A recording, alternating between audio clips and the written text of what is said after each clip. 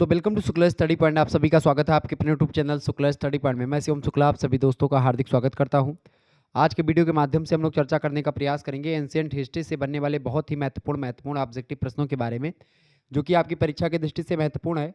देखिए, सिद्धार्थनगर यूनिवर्सिटी जो है कपिलवस्तु, उसके लिए बहुत महत्वपूर्ण है ये।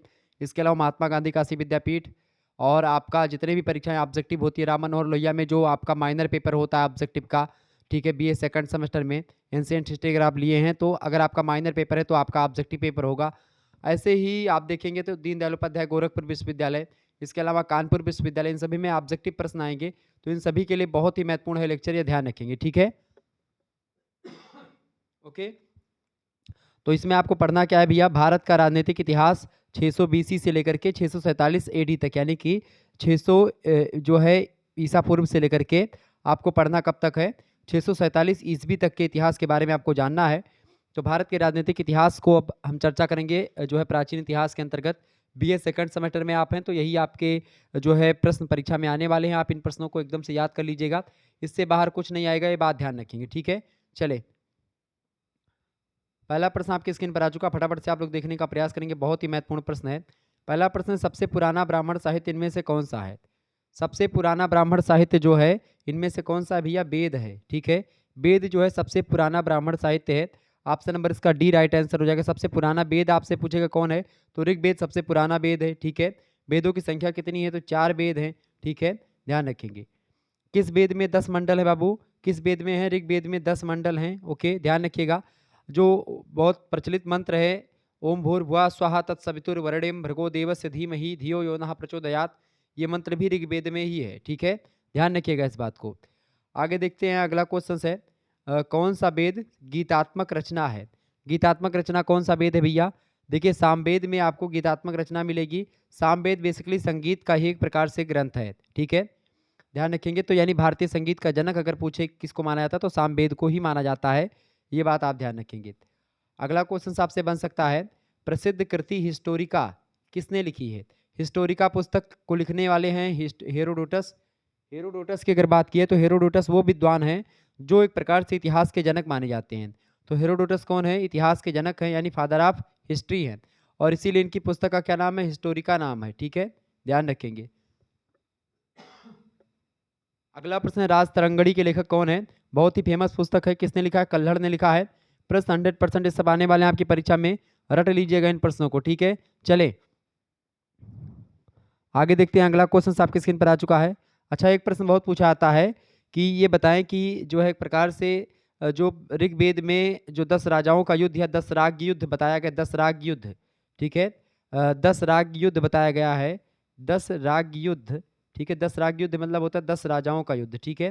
तो 10 राजाओं का युद्ध जो हुआ है वो किस नदी के तट पर लड़ा गया था, तो रावी की नदी के तट पर लड़ा गया था। इसी को पारुष्णवी नदी भी कहीं कहीं पर आपको मिलता है, तो उसी नदी पर लड़ा गया था, क्लियर, ध्यान रखिएगा। तो कल्हड़ की राज तरंगड़ी, कल्हड़ जो है कश्मीर के लेखक हैं, ये बात ध्यान रखेंगे। अगला प्रश्न है, सबसे प्राचीन स्मृति कौन सी है। सबसे प्राचीन स्मृति जो है वो है मनु स्मृति, बी ऑप्शन करेक्ट आंसर होगा। अगला प्रश्न है, अश्व चिकित्सा किसने लिखा है। अश्व चिकित्सा किसने लिखा है, सालिहान ने लिखा है, ऑप्शन नंबर इसका डी राइट आंसर होगा। त्रिपिटक किसने लिखा है, तीव्र गति से मैं बढ़ रहा हूँ, बहुत ही ये इंपॉर्टेंट प्रश्न है और छोटे छोटे प्रश्न इसमें कुछ समझाने लायक है नहीं। देखिए, त्रिपिटक जो है ये बौद्ध धर्म का एक ग्रंथ है, ठीक है। त्रिपिटक की अगर बात की जाए तो इसमें 3 पिटक शामिल होते हैं और ये पाली भाषा में लिखा गया है और बौद्ध धर्म का एक प्रकार से ग्रंथ माना जाता है ये, ठीक है, त्रिपिटक। और शाही मतलब कि ये फेमस ग्रंथ है त्रिपिटक जो है, जैसे अपने यहाँ पर गीता है ऐसे ही वहाँ पर गीता, रामायण, महाभारत जैसे है, ऐसे ही वहाँ पर त्रिपिटक है। त्रिपिटक एक प्रकार से बौद्ध धर्म का सबसे मतलब कि सबसे पूजनीय ग्रंथ माना जाता है, ओके। चलिए, स्मृतियाँ कई सारी आप देखते हैं, जैसे स्मृतियों में मनु स्मृति, विष्णु स्मृति, याज्ञवल्क्य स्मृति, नारद स्मृति, बृहस्पति स्मृति, पाराशर स्मृति, ये सब स्मृतियाँ हैं, ठीक है। पुराण जो है कुल मिलाकर के पुराणों की संख्या कितनी है, 18 पुराण है, 4 वेद हैं, 6 शास्त्र हैं, ठीक है। आपसे पूछेगी कि भाई कितने वेदांग है, तो वेदांग भी आपके 6 हैं, ठीक है। आगे देखेंगे, अर्थशास्त्र किसके द्वारा लिखित रचना है। अर्थशास्त्र जो पुस्तक है इसको किसने लिखा है, 2022-23 दोनों में प्रश्न पूछा गया था और हमेशा पूछा जाता है। इस पुस्तक को किसने लिखा भैया, अर्थशास्त्र पुस्तक के लेखक कौटिल्य, ध्यान रखिएगा। अच्छा, मेगास्थनीज की बात की तो इसकी एक पुस्तक है बड़ी फेमस है, परीक्षा में लगातार प्रश्न आता है, इंडिका पुस्तक। इंडिका पुस्तक मेगास्थनीज की पुस्तक है। सेल्यूकस निकेटर का ये सेनापति हुआ करता था, मतलब कि ठीक है, और मतलब कि मंत्री हुआ करता था, ठीक है, मतलब उसी उसी के दरबार में रहता था मेगास्थनीज। तो इंडिका पुस्तक लिखता है भारत में आया था ये चंद्रगुप्त मौर्य के दरबार में। ठीक है, सेल्यूकस निकेटर चूंकि उनकी पुत्री हेलेना का विवाह चंद्रगुप्त मौर्य के साथ हो गया था, जब वो हेरोड मतलब कि वो युद्ध हार गया था सेल्यूकस निकेटर चंद्रगुप्त मौर्य से, तो अपनी पुत्री का विवाह कर देता है। ठीक है, हेलेना नाम की पुत्री थी उसकी, उससे विवाह हो जाता है। ठीक है, तो उसी हेलेना के जो है हाल चाल के लिए एक प्रकार से कहीं ना कहीं पे ये भेजा गया था, क्या बोलते हैं इसका क्या नाम था, मेगास्थनीज। तो इंडिया में आकर के रहता था इन्हीं के दरबार में चंद्रगुप्त मौर्य के, और यहाँ के एक प्रकार से इतिहास के बारे में इसकी पुस्तक इंडिका में जानकारी भी मिलती है। निम्नलिखित में से किसने पंचतंत्र पुस्तक लिखी है? पंचतंत्र पुस्तक के लेखक कौन है? विष्णुगुप्त। ठीक है, ध्यान रखिएगा, विष्णुगुप्त या विष्णु शर्मा ये उन्हीं हैं, और विष्णुगुप्त या विष्णु शर्मा एक प्रकार से चाणक्य का ही दूसरा नाम बताया जाता है। क्लियर, ध्यान रखेंगे। अगला प्रश्न, विराटनगर किस महाजनपद की राजधानी थी? फटाफट से आप लोग बताने का प्रयास करेंगे। विराटनगर। अच्छा ये बताएं बुद्ध चरित के लेखक कौन है? बहुत ही फेमस पुस्तक है। बुद्ध चरित किसने लिखा है? अश्व घोष ने लिखा है। ऐसे ही आपसे पूछेगा मुद्रा राक्षस के लेखक कौन है? 2023 में प्रश्न पूछा गया है। विशाख दत्त ने मुद्रा राक्षस पुस्तक लिखा है। जातक कथाएं किस धर्म से संबंधित हैं? जातक कथाएं जो है बौद्ध धर्म से संबंधित है। रामायण के लेखक कौन है? तो आप बताएंगे वाल्मीकि जी हैं। महाभारत के लेखक पूछेगा तो आप बताएंगे व्यास जी हैं। आपसे पूछेगा अष्टाध्यायी किसने लिखा है? तो आप बताएंगे पाणिनि ने लिखा है। आपसे पूछेगा अर्थशास्त्र के लेखक कौन है? तो आप बताएंगे कौटिल्य ने लिखा है। ऐसे आपसे पूछेगा कि एक प्रकार से और भी तमाम प्रकार के प्रश्न आपसे बन सकता है। ठीक है, जैसे आपसे पूछेगा विक्रमांक देवचरित के लेखक कौन है? तो विक्रमांक देवचरित जो है ये बिल्हड़ की रचना है। ठीक है, राज तरंगड़ी कल्हड़ की है। गाथा सप्तशती के लेखक कौन है? हाल हैं। हाल एक विद्वान है, ध्यान रखिएगा। ओके, अच्छा अथर्ववेद को क्या कहा जाता है? अथर्ववेद विज्ञान से रिलेटेड है और वैज्ञानिक चीजें उसमें है, तो इसीलिए इसको विज्ञान कांड कहा जाता है अथर्ववेद को। ठीक है, ब्रह्मवेद किसको कहते हैं? अथर्ववेद को ही ब्रह्मवेद कहा जाता है। ठीक है, ये बात ध्यान रखिए। वेद त्रयी में कौन सा वेद शामिल नहीं है? तो अथर्ववेद वेद त्रयी में शामिल नहीं है। सामवेद, यजुर्वेद और अथर्ववेद, मतलब सामवेद, यजुर्वेद और ऋग्वेद, ये तीन वेद वेद त्रयी में शामिल हैं, जबकि अथर्ववेद शामिल नहीं है। ये सब आप ध्यान रखेंगे। ऋग्वेद को ज्ञान कांड भी कहा जाता है। ओके, तो ऐसे तमाम प्रकार के प्रश्न आपसे बन सकते हैं, तो मैंने सोचा आपको ये चीजें बता दी जाए। ठीक है, वेदांत किसको कहते हैं? उपनिषदों को ही वेदांत कहते हैं। उपनिषद का अर्थ क्या होता है? उपनिषद का मतलब होता है समीप बैठना। ठीक है, ये बात आप ध्यान रखेंगे। सबसे छोटा उपनिषद कौन सा है? केनोप उपनिषद सबसे छोटा उपनिषद है। ओके, सबसे प्राचीनतम वेद कौन सा है? ऋग्वेद है। ठीक है, इंडिका पुस्तक किसने लिखी है? मेगास्थनीज ने लिखी है, 2023 में प्रश्न आया था। अच्छा ये बताएं भारतीय इतिहास का प्राचीनतम ज्ञान का स्रोत कौन सा ग्रंथ है? तो वो है आपका ऋग्वेद। क्लियर, तो मृच्छकटिकम पुस्तक के लेखक कौन है? शूद्रक। मृच्छकटिकम शूद्रक ने लिखा है। तो ये सब पुस्तक बड़ी फेमस हैं जो कि परीक्षा में आई हुई है। प्रश्न, अभिज्ञान शकुंतलम पुस्तक के लेखक बताएं, 2023 में प्रश्न आया था। अभिज्ञान शकुंतलम कालिदास की रचना है। ठीक है, तो ये सब पुस्तकें बड़ी फेमस हैं। पेरिप्लस ऑफ द इरिथ्रियन सी, ये पुस्तक भी फेमस है, एक अज्ञात यूनानी लेखक ने इसको लिखा है। ओके, बात ध्यान रखेंगे। वाल्मीकि को आदि कवि भी कहा जाता है। नेचुरल हिस्ट्री पुस्तक किसने लिखी है? प्लिनी ने लिखी है। नेचुरल हिस्ट्री पुस्तक के लेखक कौन है? प्लिनी। तो ये सब प्रश्न बहुत ही महत्वपूर्ण है आपकी परीक्षा की दृष्टि से, इसीलिए मैंने आपको बता दिए। वीडियो को 2 से 3 बार देख लीजिएगा, रिवीजन क्लास है, इसीलिए मैं तीव्र गति से मैंने बोल दिया है बीच में, आपके दिमाग में सारी चीज़ छप जाएंगी, आपका रिवीजन हो जाएगा। अगर आपने पढ़ा है एक भी प्रश्न आपका छूटेगा नहीं, ये प्रबल दावेदारी के साथ मैं बोल रहा हूँ। अगर इस वीडियो को आप लोगों ने अंत तक देख लिया, फटाफट से एक बार वीडियो को लाइक और शेयर कर दीजिएगा। चलें, अगला प्रश्न है, विराटनगर किस महाजनपद की राजधानी थी? विराटनगर किस महाजनपद की राजधानी थी भैया? फटाफट से आप लोग बताने का प्रयास करेंगे। विराटनगर किस महाजनपद की राजधानी थी बाबू? तो विराटनगर की अगर बात करें तो विराटनगर जो है ये मत्स्य महाजनपद की राजधानी थी। Option number B correct answer हो जाएगा। मल्ल महाजनपद का संबंध किससे है? मल्ल महाजनपद का संबंध उत्तर प्रदेश से है। डी ऑप्शन राइट आंसर हो जाएगा इसका। अगला प्रश्न आपसे पूछा गया था 2023 में, निम्नलिखित में से कौन सा 8 राज्यों का संघ था इनमें से? तो वज्जी महाजनपद जो है 8 राज्यों का संघ हुआ करता था। ये ऑप्शन राइट आंसर होगा इसका। अगला प्रश्न आपसे बन सकता है, अजातशत्रु ने बौद्ध संगीति का आयोजन किया था, किस बौद्ध संगीति का? अजातशत्रु ने प्रथम बौद्ध संगीति का आयोजन किया था। ए ऑप्शन इसका राइट आंसर होगा। 2023-24 सभी में प्रश्न आएगा ये। अगला प्रश्न, प्रद्योत्य राजा था कहाँ का? अवंती का राजा था प्रद्योत्य। ठीक है, अवंती महाजनपद का राजा था कौन? Pradyot. Option number A right answer होगा। झेलम युद्ध किस वर्ष हुआ था? झेलम युद्ध सिकंदर और पोरस के बीच में हुआ था, झेलम नदी के किनारे हुआ था। 326 ईसा पूर्व के आसपास ये युद्ध लड़ा गया था। सी ऑप्शन इसका करेक्ट आंसर हो जाएगा। अगला प्रश्न है, वितस्ता जाना जाता है, विदस्ता एक नदी के रूप में जाना जाता है विदस्ता को। वितस्ता की अगर बात की तो विदस्ता ही झेलम नदी का पुराना नाम है। ठीक है, झेलम नदी को पहले वितस्ता के नाम से जानते थे। क्लियर, ध्यान रखेंगे। चले, अगला प्रश्न, पारसी भाषा में हिंदू शब्द जाना जाता है, तो सिंधु के रूप में, यानी कि जो पारसी भाषा में है उसमें सा को हा पढ़ा जाता है, इसीलिए सिंधु को लोग सिंधु ना पढ़ करके हिंदू पढ़ने लगे, इसीलिए हिंदू नदी मतलब सिंधु नदी को हिंदू नदी पढ़ने लगे, और सिंधु नदी के इस पार रहने वाले को एक प्रकार से उन लोगों ने क्या कहा, हिंदुस्तानी कहा, ठीक है, और हिंदू यहाँ के लोग कहलाए। सी ऑप्शन करेक्ट आंसर हो जाएगा इसका। अगला क्वेश्चन है, सिकंदर एक क्या था, आक्रमणकारी था, कहाँ का, अरब का, ईरान का, या पारसी या भारतीय, बताएं। तो भारतीय तो नहीं था, पारसी भी नहीं था, अरबी नहीं था, ये कौन सा था, सिकंदर था, यूनानी या ईरानी, ठीक है। ऑप्शन नंबर इसका राइट आंसर क्या हो जाएगा, ए ऑप्शन ईरानी इसका राइट आंसर हो जाएगा। अगला प्रश्न, अष्टाध्यायी पुस्तक के लेखक, पाणिनि की अष्टाध्यायी है, पाणिनि, ठीक है। अश्वघोष की रचना मतलब बाणभट्ट की रचना कौन सी है, अश्वघोष, ठीक है। कौटिल्य की रचना कौन सी है, मतलब कि कौटिल्य की रचना कौन सी भैया, अच्छा जो है अर्थशास्त्र, क्लियर। आगे देखेंगे तो ये सब प्रश्न आपकी परीक्षा की दृष्टि से बहुत ही ज़्यादा महत्वपूर्ण है, ऐसे प्रश्न आपकी परीक्षा में पूछे जाते रहते हैं। अच्छा, अंग जनपद की राजधानी क्या थी, तो चंपा जो थी अंग जनपद की राजधानी थी, ओके। अच्छा ये बताएं कि शाक्यों की राजधानी कौन सी थी, शाक्यों की राजधानी थी कपिलवस्तु, ठीक है, ये बात ध्यान रखेंगे। आगे देखेंगे अगला प्रश्न है, अच्छा गौतम बुद्ध जो थे ये शाक्य वंश से ही थे, शाक्यों से के ही एक प्रकार से ये राजा थे, ठीक है, ये बात ध्यान रखेंगे। बृहद जातक पुस्तक के लेखक कौन थे, बृहद जातक पुस्तक को लिखा है बाराहमिहिर ने, ये बात आप ध्यान रखेंगे, ओके। अंगुत्तर निकाय में कितने महाजनपदों के बारे में बताया गया, 16 महाजनपद के बारे में। अवंती महाजनपद की राजधानी क्या है, उज्जैन है। अब बताएं मत्स्य महाजनपद की राजधानी, फटाफट से आप बताने का प्रयास करेंगे, बहुत ही महत्वपूर्ण प्रश्न है ये। मत्स्य महाजनपद की राजधानी थी चंपा, विराटनगर, गोकुलपुरा या कुशीनगर, तो चंपा तो थी आपकी अंग महाजनपद की राजधानी, ठीक है, ये बात आप ध्यान रखेंगे, ओके।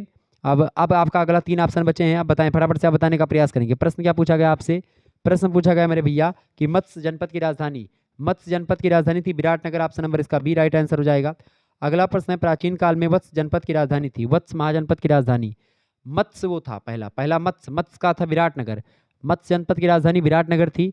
अब बताएं वत्स जनपद की जो है राजधानी कौशाम्बी, बिल्कुल बी ऑप्शन राइट आंसर होगा। कर की व्यवस्था किस काल में हुई थी, कर की व्यवस्था महाजनपद काल में ही हुई है, सी ऑप्शन राइट आंसर होगा।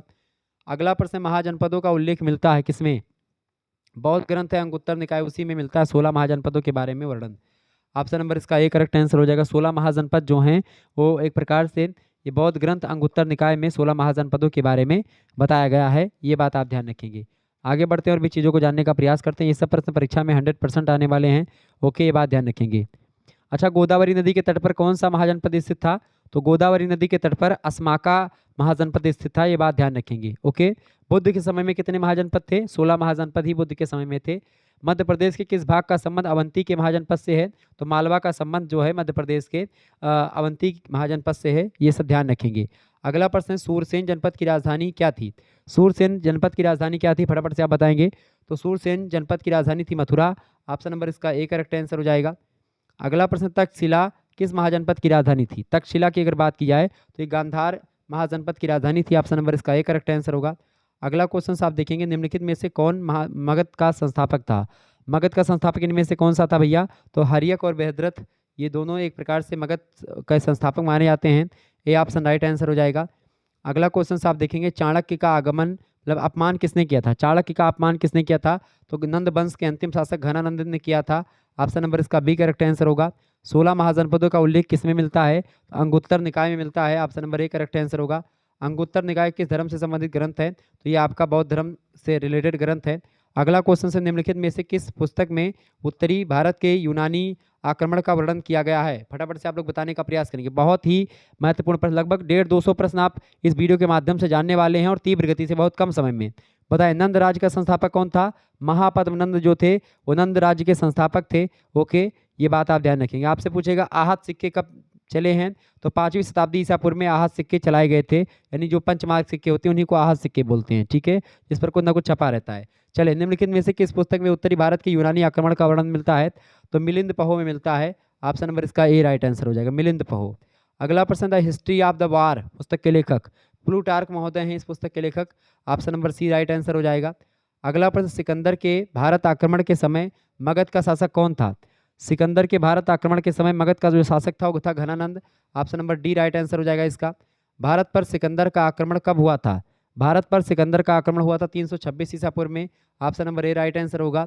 प्रथम विदेशी जिसने भारतीय सीमाओं पर आक्रमण किया था, डेरियस प्रथम वो था, डेरियस प्रथम फारसी राज्य का था, 518 ईसा पूर्व में इसने भारत पर पहला आक्रमण किया था, प्रथम विदेशी वही था डेरियस प्रथम। अगला क्वेश्चन आपकी स्क्रीन पर आ चुका है, फटाफट से आप लोग देखने का प्रयास करेंगे। बहुत ही ज़्यादा महत्वपूर्ण प्रश्न है, ये बात आप ध्यान रखेंगे। चले फटाफट से आप लोग बताने का प्रयास करेंगे। अच्छा, शाक्यों की राजधानी क्या थी? कपिलवस्तु थी और गौतम बुद्ध शाक्यों से ही रिलेटेड थे। ओके, ये बात ध्यान रखेंगे। ऐसे ही प्रश्न आपकी परीक्षा में कई बार पूछे गए हैं। अच्छा, ये बताएं कि सिकंदर के गुरु का क्या नाम था? तो सिकंदर के गुरु का नाम था अरस्तु, अरस्तु के गुरु का नाम था प्लेटो, प्लेटो सिकंदर के गुरु का नाम था अरस्तु, अरस्तु के गुरु का नाम था प्लेटो और प्लेटो के गुरु का नाम था सुकरात। ठीक है, ध्यान रखिएगा इस बात को। ओके, आगे देखते हैं। अगला क्वेश्चन आपके स्क्रीन पर आ चुका है, फटाफट से आप लोग देखने का प्रयास करेंगे। बहुत ही महत्वपूर्ण प्रश्न है, आपके स्क्रीन पर आ चुका है। चले, प्रश्न है मौर्य साम्राज्य की राजधानी क्या थी? मौर्य साम्राज्य की राजधानी पाटलिपुत्र, राइट आंसर हो जाएगा ए ऑप्शन। अगला प्रश्न, राजा अशोक किसके पुत्र थे? राजा अशोक जो थे बिंदुसार के पुत्र थे, option number C right answer हो जाएगा। और इनकी माता का क्या नाम था? बिंदुसार के मतलब पत्नी का, इनकी बिंदुसार की पत्नी का नाम था धर्मा। उन्हीं धर्मा मतलब धर्मा और बिंदुसार से उत्पन्न हुए थे Ashoka. Option number C right answer होगा। अगला प्रश्न है, चंद्रगुप्त मौर्य ने सेल्यूकस निकेटर को कब पराजित किया था? तो चंद्रगुप्त मौर्य ने सेल्यूकस निकेटर को 305 मतलब ईसा पूर्व में यानी बीसी में, बिफोर क्राइस्ट में पराजित किया था।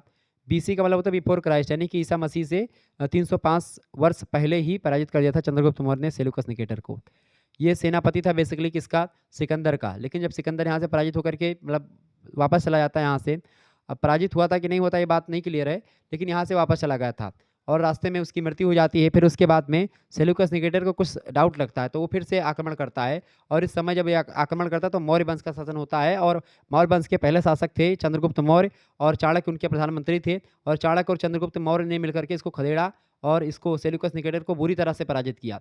फिर इसके बाद में सेल्यूकस निकेटर ने बाध्य होकर के अपनी कन्या हेलेना का विवाह चंद्रगुप्त मौर्य के साथ कर दिया। ठीक है, ध्यान रखेंगे। अगला प्रश्न, किस युद्ध ने अशोक का मन बदल दिया था? तो कलिंग युद्ध ने अशोक का मन बदल दिया था, बी ऑप्शन करेक्ट आंसर हो जाएगा। अगला प्रश्न है, देवनाम प्रिय प्रियदर्शी किसे कहा जाता? देव मतलब कि अशोक को ही देवनाम प्रियदर्शी, देवनाम या प्रियदर्शी, इसको कई नाम से जानते हैं अशोक को, यह ऑप्शन राइट आंसर होगा इसका। मेगास्थनीज किसके राजदूत थे? मेगास्थनीज सेल्यूकस निकेटर के राजदूत थे। मेगास्थनीज की पुस्तक कौन सी है? इंडिका पुस्तक है। ओके, ये बात ध्यान रखेंगे, इंपॉर्टेंट है प्रश्न की दृष्टि से। अच्छा, सेल्यूकस निकेटर की पुत्री हेलेना का विवाह किसके साथ हुआ था? चंद्रगुप्त मौर्य के साथ। ये बात ध्यान रखेंगे, प्रश्न परीक्षा में पूछा गया है 2022 और 23 दोनों में। क्लियर? ओके, अशोक की मृत्यु कब हुई थी? 232 ईसा पूर्व में अशोक की मृत्यु हुई थी। ये सब ध्यान रखेंगे। आगे देखते हैं अगला प्रश्न, कलिंग युद्ध किस वर्ष हुआ था? कलिंग युद्ध किस वर्ष हुआ था भैया? कलिंग युद्ध की बात की है तो 261 ईसा पूर्व में कलिंग युद्ध हुआ था। ऑप्शन नंबर इसका ए राइट आंसर हो जाएगा। अगला क्वेश्चन आपके स्क्रीन पर आ चुका है, फटाफट से आप देखेंगे। निम्नलिखित में से कौन सा शहर, निम्नलिखित में से कौन सा शहर जो है, निम्नलिखित में से कौन सा शहर उत्तरापथ और दक्षिणापथ के संगम पर स्थित था? तो उत्तरापथ और दक्षिणापथ के संगम पर स्थित कौन सा शहर था भैया? वो शहर था आपका पाटलिपुत्र। पाटलिपुत्र मतलब कि जो है आपका ये जिसको पटना बोलते हैं आजकल, वही पाटलिपुत्र। अगला प्रश्न है, भारत का प्रथम महान साम्राज्य कौन था? भारत का प्रथम महान साम्राज्य था मौर्य साम्राज्य। ऑप्शन नंबर इसका ए राइट आंसर होगा। उत्तर भारत में राजनीतिक एकीकरण करने वाला पहला शासक कौन था? तो था Chandragupta Maurya. Option number B right answer होगा। अगला प्रश्न है, मौर्यकालीन इतिहास के स्रोतों में किससे न्यूनतम जानकारी मिलती है? न्यूनतम माने कम से कम जानकारी। देखें, शिलालिखित स्रोतों से बहुत ज़्यादा, साहित्यिक स्रोतों से बहुत ज़्यादा, विदेशी विवरणों से बहुत ज़्यादा जानकारी मिलती है। मुद्रा शास्त्रीय स्रोतों से बहुत कम जानकारी मिली है मौर्यकालीन। ठीक है, तो option number B right answer हो जाएगा। अगला क्वेश्चन से, मौर्यकालीन इतिहास की अत्यंत प्रामाणिक और विश्वसनीय जानकारी मिलती है कहाँ से? शिलालेखों से। ऑप्शन नंबर इसका सी राइट आंसर हो जाएगा। अगला क्वेश्चन आपके स्क्रीन पर आ चुका है, फटाफट से आप देखने का प्रयास करेंगे। बहुत ही ज़्यादा महत्वपूर्ण ये प्रश्न है। देखिए, निम्नलिखित में से किस राजवंश ने सर्वाधिक शीशे के सिक्के जारी किए थे? बताएं, शीशे के सिक्के। अच्छा, अमित्रघात को किस नाम से जानते हैं? मतलब किस राजा को अमित्रघात कहा जाता था? बिंदुसार को अमित्रघात कहते हैं। ये बात भी ध्यान रखें, परीक्षा में प्रश्न आ सकता है। ओके, आगे देखते हैं। प्रश्न आपकी स्क्रीन पर आ चुका है। अच्छा, डाईमेकस किसका राजदूत था भैया? तो एंटीओकस का राजदूत था डाईमेकस। अंतिम नंद शासक कौन थे? सॉरी, अंतिम नंद शासक को किसने मारा था? घनानंद ने मारा था। अंतिम नंद शासक को किसने मारा था? चंद्रगुप्त मौर्य ने मारा था। और अंतिम नंद शासक कौन था? तो अंतिम नंद शासक जो था वो घनानंद था। ठीक है, ये प्रश्न भी पूछा गया था, ये बात ध्यान है। किसने मारा था? चंद्रगुप्त मौर्य ने मारा था। ठीक है, बिंदुसार के पुत्र का क्या नाम था? अशोक नाम था। और सेल्यूकस निकेटर की पुत्री का क्या नाम था? हेलेना। तो ये सब प्रश्न परीक्षा में आ सकते हैं। अच्छा, भारत का पहला सामंतवादी शासक कौन था? साम्राज्यवादी। भारत का पहला साम्राज्यवादी शासक कौन था? चंद्रगुप्त मौर्य था। ठीक है, ओके। अच्छा, सम्राट अशोक की द्वितीय पत्नी का क्या नाम था? कारुवाकी नाम था उनका। तो ये सब प्रश्न कल की परीक्षा में आपके परीक्षा प्रश्न में आने वाले हैं, तो इन प्रश्नों को आप तैयार कर लीजिएगा। रिवीजन हो रहा है आपका, इसीलिए मैं बीच बीच में कई प्रश्नों को आपको बता दे रहा हूँ जो कि पिछले वर्ष पूछे गए हैं। मगध का संस्थापक बृहद्रथ था, ध्यान रखिएगा इस बात को। चले, प्रश्न निम्नलिखित में से किस राजवंश ने सर्वाधिक शीशे के सिक्के जारी किए थे? तो सातवाहन शासकों ने सबसे ज्यादा शीशे के सिक्के जारी किए हैं, सी ऑप्शन राइट आंसर होगा। शासकों के नाम वाले पहले सिक्के किसने जारी किए? तो शासकों के नाम वाले पहले सिक्के सातवाहन शासकों ने जारी किए हैं, डी ऑप्शन इसका राइट आंसर होगा। एहोल शिलालेख निम्न में से किस शासक से संबंधित है? तो पुलकेशिन द्वितीय से रिलेटेड है एहोल शिलालेख, बी ऑप्शन राइट आंसर होगा। अगला प्रश्न है, भारतीय सिक्कों पर प्रदर्शित होने वाली प्रथम भारतीय रानी। भारतीय सिक्कों पर प्रदर्शित होने वाली प्रथम भारतीय रानी थी कुबेर नाग, ठीक है, रानी थी कुबेर नाग, ऑप्शन नंबर इसका ए करेक्ट आंसर हो जाएगा। अगला प्रश्न, सातवाहनों की राजभाषा के रूप में किस भाषा का प्रयोग किया जाता था? सातवाहनों की राजभाषा के रूप में प्राकृत भाषा का प्रयोग होता था, मराठी प्राकृत का, डी ऑप्शन राइट आंसर होगा। अगला प्रश्न, शुंग वंश का अंतिम शासक कौन था? तो शुंग वंश का अंतिम शासक था Devabhuti, option number C right answer हो जाएगा। और इसी देवभूति को मार करके कनौ वंश का जो एक प्रकार से शासन की नींव डालती है वो है आपका कौन? उसका नाम है वसुदेव। तो वसुदेव जो है वो कनौ वंश का एक प्रकार संस्थापक है, और देवभूति मतलब कि का एक प्रकार से क्या था, शुंग वंश के जो अंतिम शासक हैं देवभूति, उन्हीं का प्रधान मतलब कि वो था, मतलब कि हेड था, मंत्री था, ठीक है। तो कनौ प्रश्न क्या, शुंग वंश का अंतिम शासक कौन था? देवभूति था। कनौ वंश की राजधानी क्या थी? कनौ वंश की राजधानी थी पाटलिपुत्र, ऑप्शन नंबर इसका सी राइट आंसर होगा। अगला प्रश्न, कनौ वंश के मतलब कि संस्थापक कौन थे? कनौ वंश के संस्थापक थे वासुदेव, ठीक है, डी ऑप्शन करेक्ट आंसर हो जाएगा। और शुंग वंश के बाद में कनौ वंश की उत्पत्ति होती है। 72 ईसा पूर्व में एक प्रकार से कनौ वंश के संस्थापक जो थे वासुदेव, उन्होंने 72 ईसा पूर्व में इसकी स्थापना करी। अगला प्रश्न, नासिक अभिलेख में किस राजा की उपलब्धियों का उल्लेख मिलता है? नासिक अभिलेख में किस राजा की उपलब्धियों का उल्लेख मिलता है? तो गौतमी पुत्र सातकर्णी। गौतमी पुत्र एक प्रकार से लगता है, देखेंगे जो ये एक प्रकार से हैं सातकर्णी वंश के शासक, ठीक है, सातवाहन वंश के शासक। तो उनके आगे आप उनकी माता का नाम जैसे गौतमी पुत्र सातकर्णी ये सब लगता था, ठीक है। बुद्ध चरित्र के लेखक कौन है? अश्वघोष हैं, ध्यान रखेंगे इस बात को। अगला क्वेश्चन आपके स्क्रीन पर आ चुका, फटाफट से आप लोग देखने का प्रयास करेंगे, बहुत ही महत्वपूर्ण प्रश्न है, देखेंगे। एक बार वीडियो को लाइक और शेयर कर दीजिएगा भाई, जितने भी लोग देख रहे हो वीडियो को लाइक शेयर कर दीजिएगा। मिनेंडर कौन था बताएं? मिनेंडर कौन था? अच्छा, सातवाहन वंश का संस्थापक कौन था? तो सिमुक था सातवाहन वंश का संस्थापक। ओके, गंधार कला को कहते हैं क्या? इंडो ग्रीक कला गंधार कला को कहते हैं। मिनेंडर की राजधानी थी साकल, ठीक है। भराहुत किसके लिए प्रसिद्ध है? कला और स्थापत्य कला के लिए प्रसिद्ध है। चरक संहिता क्या है? चिकित्सा ग्रंथ है एक प्रकार से। टॉलमी कौन था? भूगोलवेत्ता था। प्लिनी कौन था? यूनानी भूगोल विशेषज्ञ है। तक्षशिला किसके लिए प्रसिद्ध था? तो व्यापार और वाणिज्य के लिए, विद्या और अध्ययन के लिए, कला और शिल्प के लिए, इन सभी के लिए प्रसिद्ध था। ये बात आप ध्यान रखेंगे। ओके, तो ये सब प्रश्न आपकी परीक्षा में पूछे गए हैं। मनुस्मृति की रचना किस वंश के शासनकाल में हुई है? तो सातवाहनों के शासनकाल में ही हुई है। अच्छा, खारबेल साम्राज्य की राजधानी क्या थी? कलिंग थी। खारबेल किस वंश का शासक था? तो चेदी वंश का शासक था, ठीक है, ध्यान रखेंगे। अमरकोश पुस्तक के लेखक कौन है? तो अमर सिंह है। ओके, ये सब प्रश्न परीक्षा में पूछा जा सकता है। हाथी गुम्फा अभिलेख संबंधित है किससे? खारबेल से, ठीक है। ओके, चले आगे बढ़ने का प्रयास करते हैं। मिलिंद पोह पुस्तक किसने लिखी है? नागसेन ने लिखी है मिलिंद पोह पुस्तक। ओके, ये बात ध्यान रखेंगे। और सातवाहन की रानी के रूप में जाना जाता है नागनिका को या कुबेर नाग को, ठीक है, ध्यान रखेंगे। आगे देखते हैं, मिनांडर कौन था? फटाफट से आप बताने का प्रयास करेंगे। मिनांडर जो था ये कौन सा शासक था भैया? मिनांडर जो था ये ग्रीक शासक था। कैसा शासक था? ग्रीक शासक, ऑप्शन नंबर इसका बी करेक्ट आंसर होगा। अगला क्वेश्चन आपकी स्क्रीन पर आ चुका, फटाफट से आप लोग देखने का प्रयास करेंगे। किस राजा ने महेश्वर की उपाधि धारण की थी?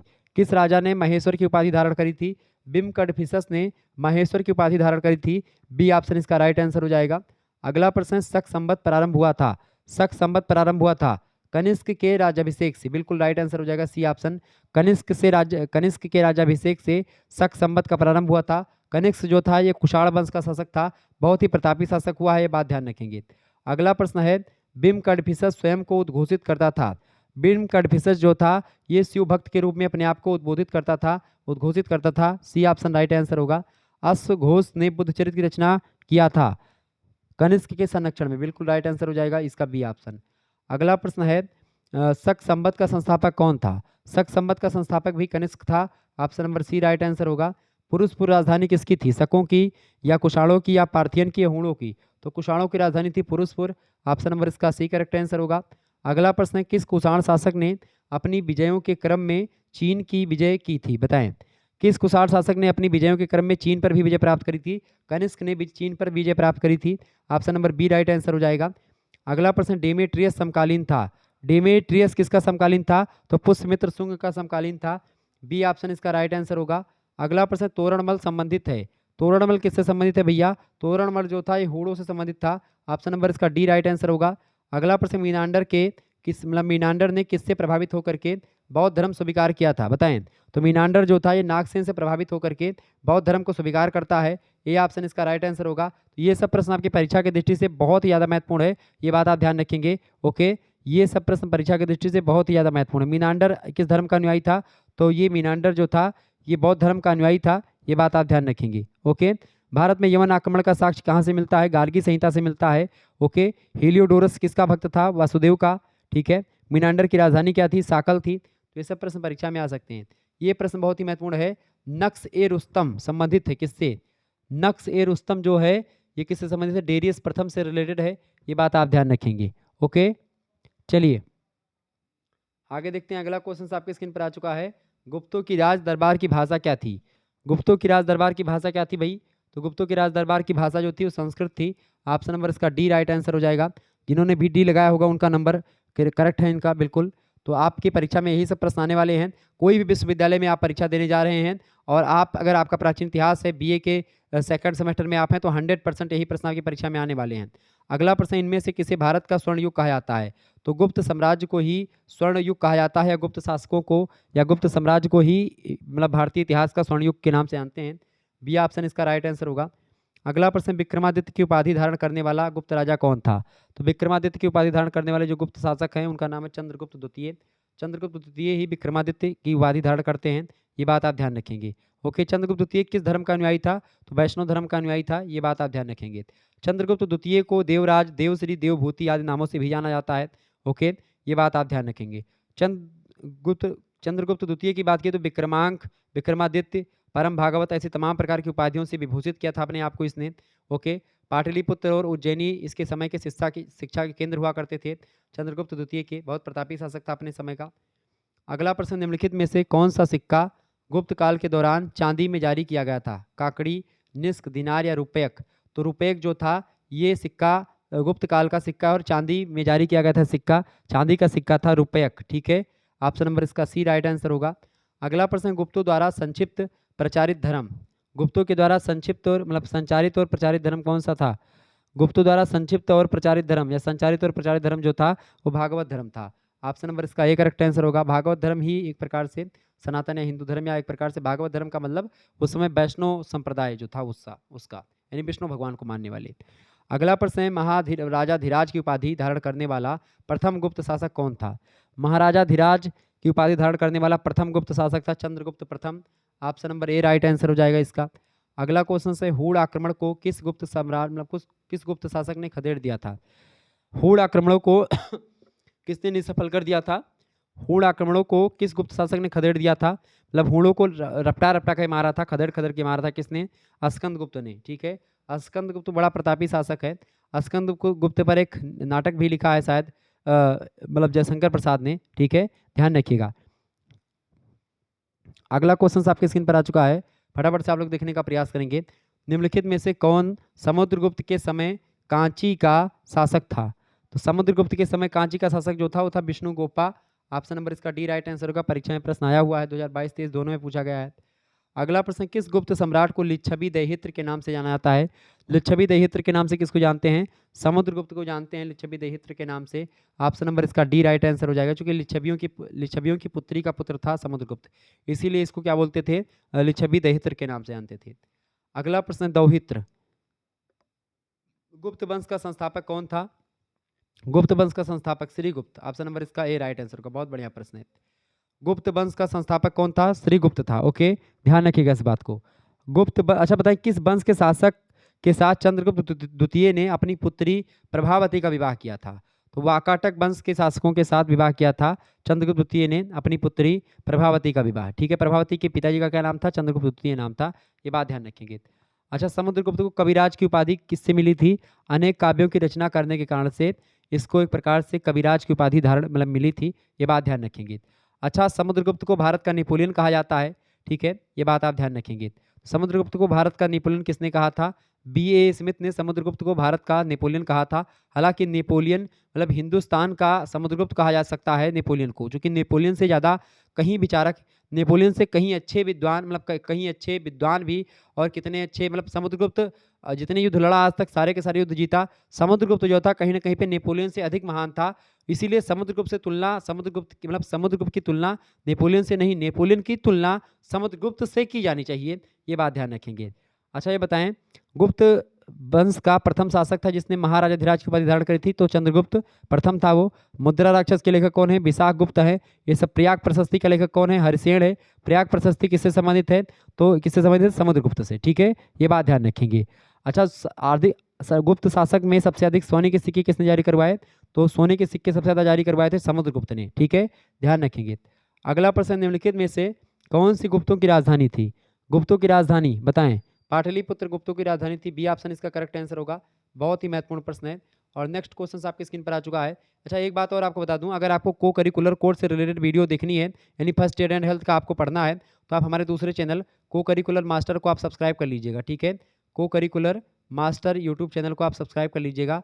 ये एक प्रकार से यूट्यूब चैनल है, बहुत ही फेमस यूट्यूब चैनल है, मतलब कि फेमस क्या बोलते हो, मतलब अभी भी मैंने बनाया है, और बहुत ही एक प्रकार से इंपॉर्टेंट चैनल है आप सभी के लिए। तो आप इस चैनल को प्लीज़ सब्सक्राइब कर लीजिएगा, क्योंकि इस चैनल पर आपको को करिकुलर से रिलेटेड बहुत सारी वीडियो मिलने वाली हैं। फर्स्ट एड एंड हेल्थ की तैयारी विधिवत तरीके से इस पर करवाई जाएगी, तो आप इस चैनल को अभी सब्सक्राइब कर लीजिएगा। बहुत ही महत्वपूर्ण चैनल है। ओके, तो ये ध्यान रखेंगे। चलिए अगला क्वेश्चन, निम्नलिखित में से कौन सी गुप्तों की राजधानी थी? पाटलिपुत्र। अगला प्रश्न, चीनी यात्री फाहियान किसके शासनकाल में भारत आया था? चीनी यात्री फाहियान जो था ये चंद्रगुप्त द्वितीय के शासनकाल में भारत में आया था। डी ऑप्शन करेक्ट आंसर हो जाएगा इसका। चंद्रगुप्त द्वितीय के बाद में गद्दी पर कौन बैठा था? तो कुमारगुप्त बैठा था। ठीक है, इलाहाबाद स्तंभ शिलालेख किस राजा का विस्तृत विवरण देता है? समुद्रगुप्त के बारे में बताता है। ओके, ये बात आप ध्यान रखेंगे। तो इस तरीके से तमाम प्रकार के प्रश्न आपकी परीक्षा की दृष्टि से इंपॉर्टेंट है, जो कि अच्छा, प्रभावती गुप्त कुबेर नाग और जो है चंद्रगुप्त द्वितीय की पुत्री थी। ठीक है, प्रभावती जो थी गुप्त मतलब कि गुप्त प्रभावती गुप्ता जो थी वो कुबेर नाग और चंद्रगुप्त द्वितीय की पुत्री थी। ये बात आप ध्यान रखेंगे, और जिनका विवाह जो है वाकाटक वंश के शासकों के साथ किया गया था। इस तरीके से आप लोगों ने बहुत सारे प्रश्नों को समझ लिया। ये सब प्रश्न आपकी परीक्षा की दृष्टि से बहुत महत्वपूर्ण थे, जो कि मैंने आपको बताया। ठीक है, क्लियर। समुद्रगुप्त की माता का क्या नाम था? कुमार देवी नाम था। प्रयाग प्रशस्ति समुद्रगुप्त से रिलेटेड है। अश्वमेध यज्ञ किसने किया था? समुद्रगुप्त ने बहुत सारे किया था। ठीक है, ये बात आप ध्यान रखेंगे। धन्यवाद, मिलते हैं फिर नेक्स्ट वीडियो में। तब तक के लिए जय हिंद जय भारत। आप सभी का बहुत बहुत धन्यवाद हमारे से जुड़ने के लिए। इसी प्रकार से अपना प्यार बना रखेंगे। Good night, I love you.